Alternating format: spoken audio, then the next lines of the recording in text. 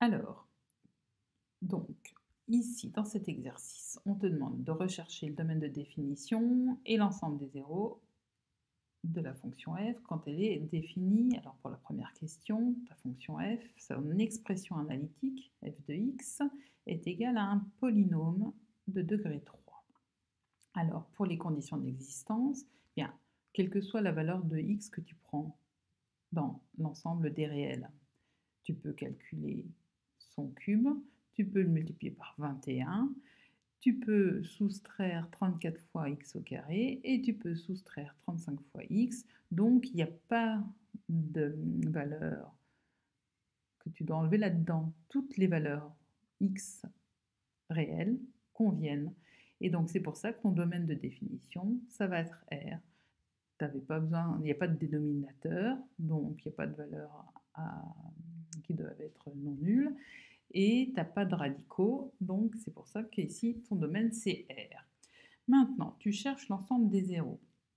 Pour trouver l'ensemble des zéros d'une fonction, ça veut dire que tu cherches la valeur de x pour lesquelles f de x est égal à 0. Comme f de x est égal à cette expression-là, ça revient bien, hein, ce symbole c'est si et seulement si, ou si tu veux, est équivalent à.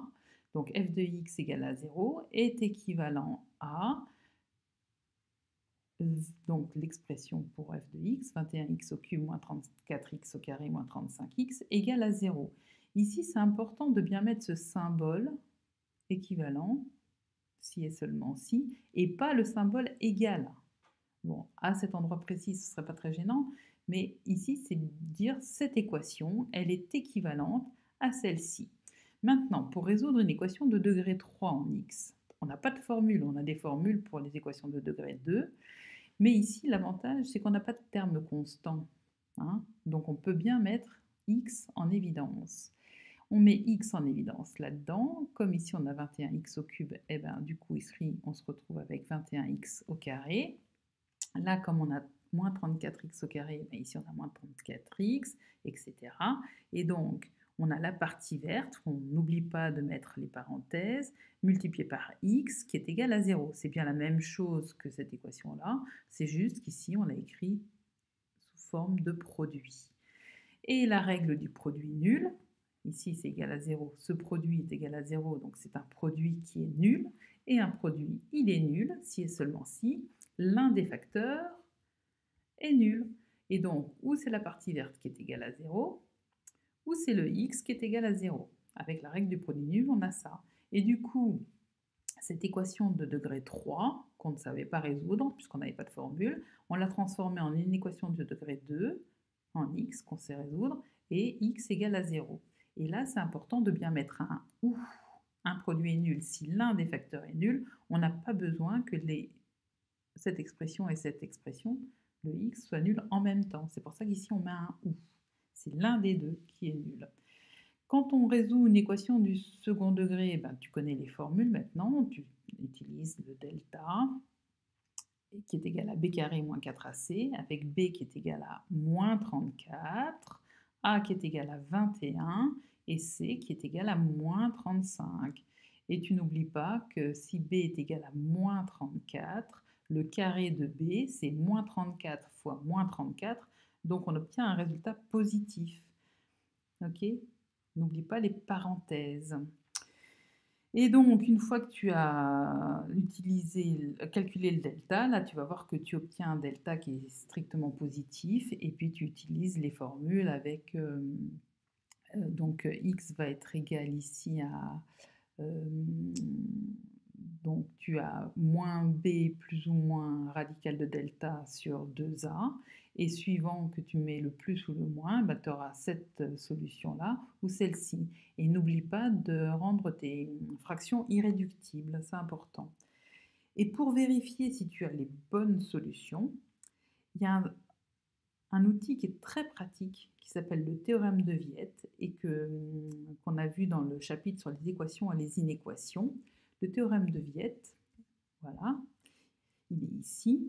Eh bien, il te dit que quand ton équation du second degré, elle admet deux racines, qui soient distinctes ou confondues. Donc quand on a delta qui est strictement positif ou delta est égal à 0, et bien quand tu fais la somme des racines, petit s, et bien tu auras toujours comme résultat moins b sur a. Et quand tu fais le produit des racines, tu auras toujours comme résultat petit c sur a. Et ça, si tu veux comprendre pourquoi, eh ben, tu regardes comme un grand la démonstration qui est en dessous et qui te l'explique. Mais c'est pas grave si tu ne comprends pas la démonstration. L'important, c'est de penser à utiliser cette propriété qui s'appelle le somme et le produit des racines ou le théorème de Viette pour aller plus vite.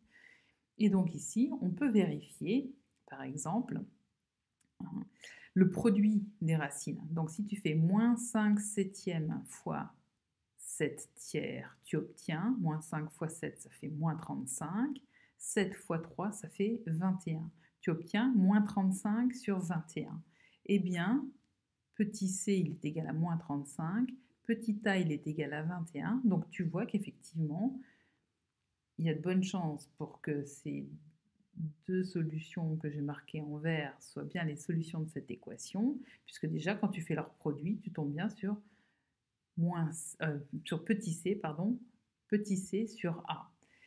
Et tu pourras constater, si tu fais la somme de moins 5 septièmes avec 7 tiers, que tu obtiens l'opposé de b sur a, comme c'est indiqué dans le théorème de Viette. L'opposé de b, moins b sur a. Voilà pour penser à vérifier. Ça, c'est très pratique quand dans une interro ou un examen, tu n'as pas droit à la calculatrice. Parce qu'on a vite fait de se tromper. Et des fois, c'est quand même dommage de se tromper sur ces valeurs-là. Et donc, on vient de voir que si on a cette équation verte qui est égale à 0, on a deux solutions. Et si on a x égale à 0, on a ça. Et comme on voit que le domaine de f, c'est l'ensemble des réels, il n'y a aucune de ces trois réponses qui est à rejeter, puisqu'elles sont toutes dans le domaine de f. Donc l'ensemble des zéros de f, c'est l'ensemble qui est constitué de ces trois valeurs. Voilà pour la question 1.